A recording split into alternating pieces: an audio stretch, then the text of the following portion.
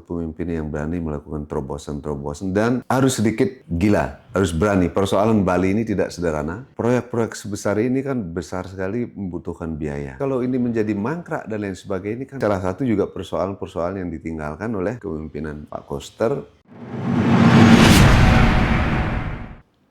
Tiang wayan sayoge, profesi sehari-hari sebagai dokter dan di organisasi di Prajaniti Hindu di Bali.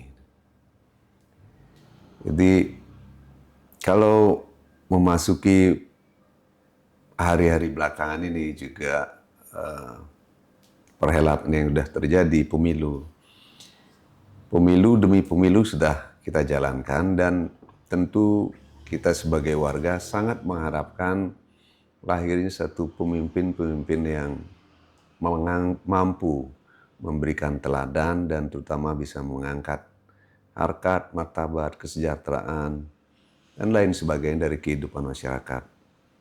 Tapi apakah semua harapan-harapan ini antara harapan dan kenyataan ini terjadi? Nah, saya rasa inilah yang perlu kita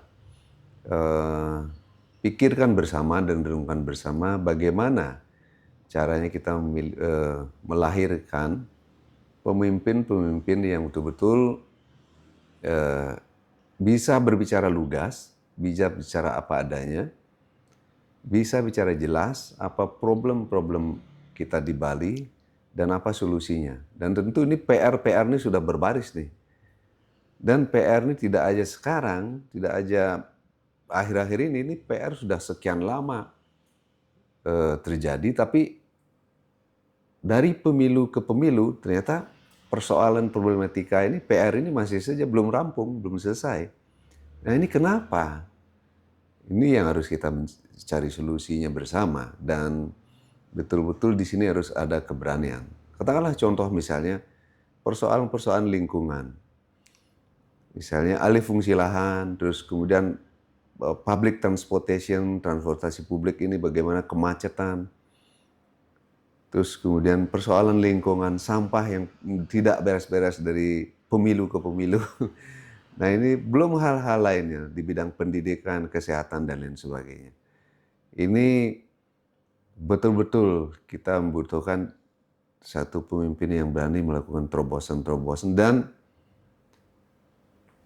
harus sedikit gila, harus berani. Persoalan Bali ini tidak sederhana. Dan karena itu butuh pemimpin-pemimpin yang ekstra untuk menyelesaikan persoalan ini. Ya, di publik juga belakangan muncul ya kekecewaan juga, termasuk juga pasca hasil Pilpres kekalahan Ganjar Mahfud di Bali, khususnya Pak Wayan Koster sepertinya sentimennya lebih negatif lah dengan juga kekalahan Ganjar Mahfud, apalagi ada semacam suara-suara juga yang mengharapkan kepemimpinan di Bali, Gubernur Bali 2024 ini berganti. Bagaimana Pak Yan melihat evaluasi kepemimpinan Pak Koster di periode pertama beliau? Kita bicara apa adanya saja.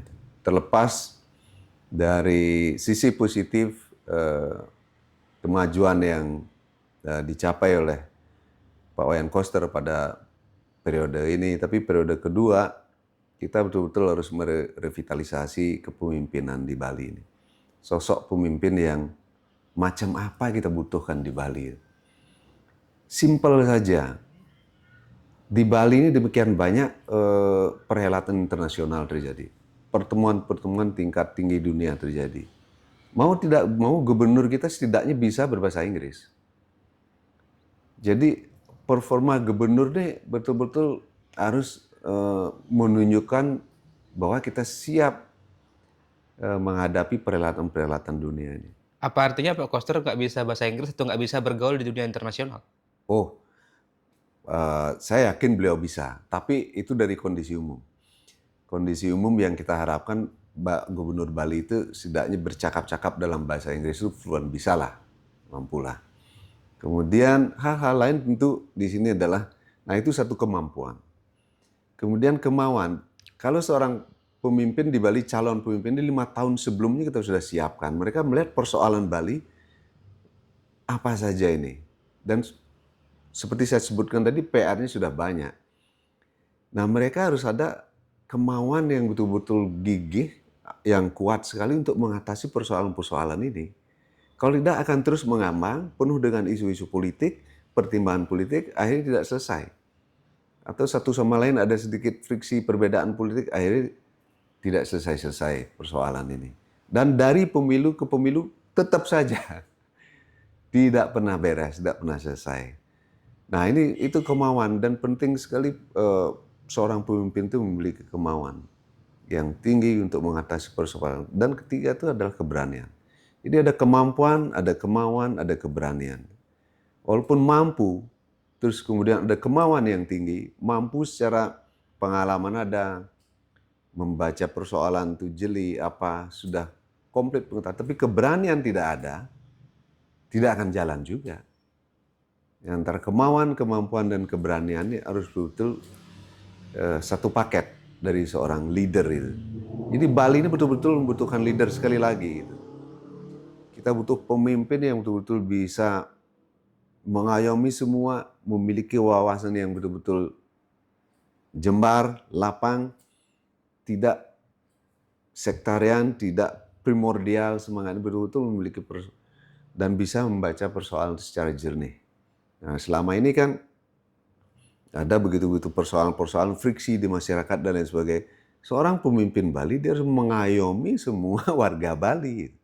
Tidak bisa ke kiri, ke kanan, atau memihak sana, justru menjadi diskriminatif seperti itu. Nah ini nggak baik buat Bali. Bali harus menunjukkan citranya keluar lewat pemimpinnya sebagai satu wilayah, sebagai satu komunitas kita warga Bali, betul-betul wangi di mata dunia.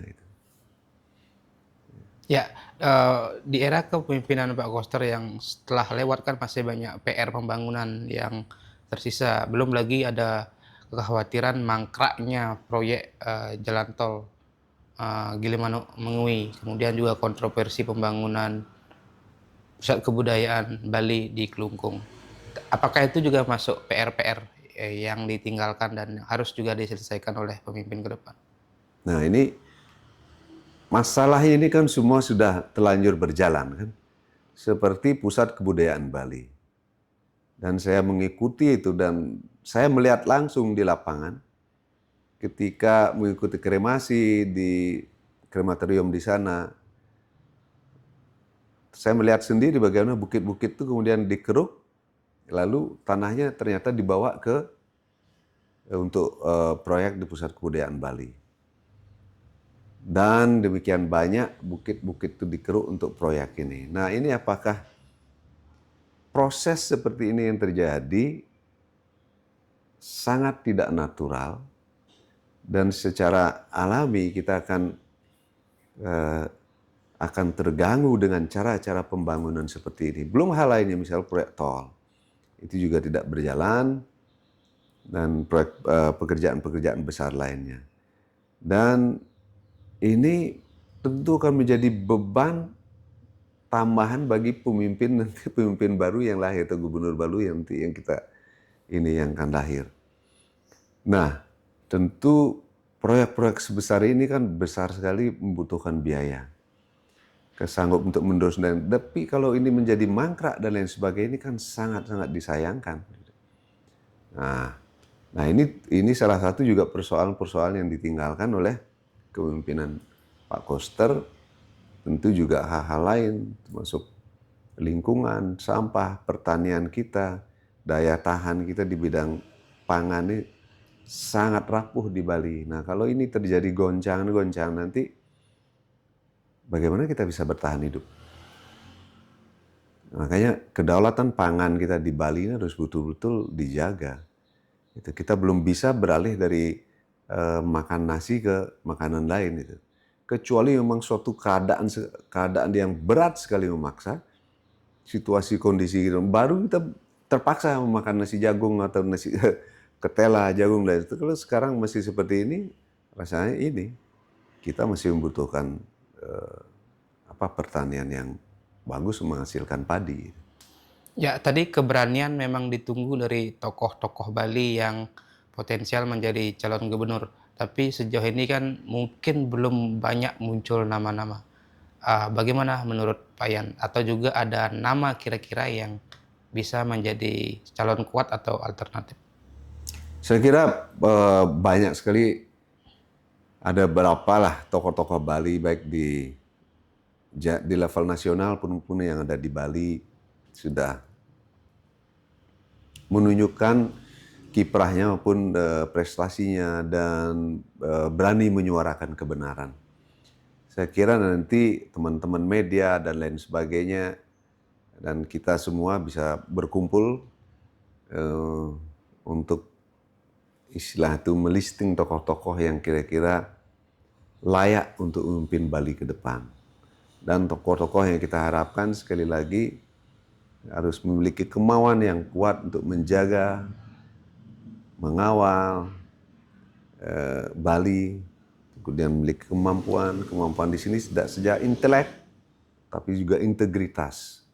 Integritasnya, pengalamannya, dan lain sebagainya sudah teruji.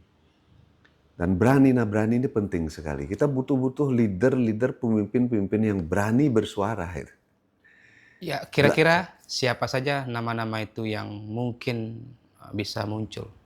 Saya kira banyak anak-anak muda, ini yang masih, ya artinya lebih muda dari saya. Itu ada misalnya di level nasional sudah banyak punya nama dan lain sebagainya, sudah pengalaman sudah demikian banyak kan.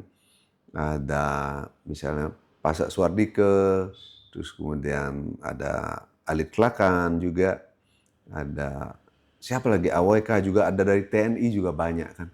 Dari TNI juga banyak, itu dari Angkatan Darat, Kepolisian dan lain sebagainya kan, banyak tokoh-tokoh Bali yang sudah berpengalaman luas di bidang itu. Jadi kebutuhannya apakah tokoh partai apa tokoh artinya non partai? Kalau seperti Pak Mangku di periode pertama kan beliau berangkat dari seorang jenderal polisi. Tadi Pak Yan nyebut juga ada nama jenderal. Kalau di jenderal saat ini kan ada nama mungkin PJ Gubernur Bali, kemudian juga ada nama Pak Cantiase ya, dan sebagainya. Saya kira gini ya, memang partai politik memegang peran sangat penting ya dalam proses transisi kepemimpinan. Apakah harus lewat partai politik saja? Itu. Contohnya seperti Pak Mangku dulu, beliau kan tidak berpartai kan? Atau katakanlah tokoh-tokoh yang dari kepolisian dan dari TNI. Dari TNI, kan tidak dari partai. Itu juga bisa. Bisa kita, apa istilahnya itu, munculkan, atau beliau sendiri sudah muncul sebenarnya. Nah ini kan perlu waktu saja sebentar, sehingga masyarakat semakin mengenal. Dan ini barangkali kepemimpinan ke depan yang dari luar partai bersama dari partai, nah itu bagus juga. Gitu. Kalau memang sumber daya di partai politik, dan ini tentu mereka yang lebih memahami itu ya. Persoalan-persoalan sangat teknis bagaimana di lapangan untuk memperoleh dukungan dan lain sebagainya, itu kan mereka yang sangat memahami. Oke, terakhir harapan kepada partai politik ini khususnya yang memegang tiket lah nanti untuk mencalonkan Gubernur Bali seperti apa? Walaupun memang hasil penghitungan hasil pemilu legislatifnya belum keluar, tapi ancang-ancangnya kan mungkin sudah dari sekarang. Saya kira partai politik mesti lebih jeli ya, lebih jeli, lebih cermat sekali untuk menentukan figurnya, figur yang akan dicalonkan, bakal calonkan dari partai politiknya, sehingga nanti betul-betul akan membawa satu transformasi, membawa udara segar, ada satu perubahan-perubahan, perbaikan terutama di Bali khususnya, gitu. Baik dari sisi apapun itu, di aspek pendidikan, kesehatan. Gitu. Jangan sampai di Bali ini demikian hebat kelihatan di mata internasional, tapi warganya masih banyak yang stres dan bunuh diri. Masih banyak hal-hal seperti itu terjadi. Nah inilah menjadi tanggung jawab seorang pemimpin. Dan seorang gubernur itu lahir ya dari kita, dari para pemilihnya. Dan pemilih ini juga kita sebagai warga juga harus betul cerdas dan cermat untuk menentukan pilihan ini. Kalau tidak, ya kita akan bisa menyesal 5 tahun. Dan ini terus berulang seperti itu. Seperti lingkaran setan. Kenapa kita nggak pernah bosan istilah itu jatuh ke lubang yang sama gitu. Kok mau gitu kan? Gitu 5 tahun lalu begitu, 10 tahun lalu begitu, 15 tahun lalu juga begitu. Sekarang begitu lagi. Nah ini kita harus betul-betul ada lompatan baru, ada kesadaran baru sehingga betul-betul kita bisa melihat wajah Bali ke depan itu penuh harapan dan bisa menjadi contoh bagi daerah-daerah lain di Indonesia ini. Demikian semoga kita memperoleh gubernur atau pemimpin Bali atau bupati, wali kota yang betul-betul memberikan satu harapan, satu masa depan yang semakin baik dan semakin membahagiakan orang Bali. Terima kasih.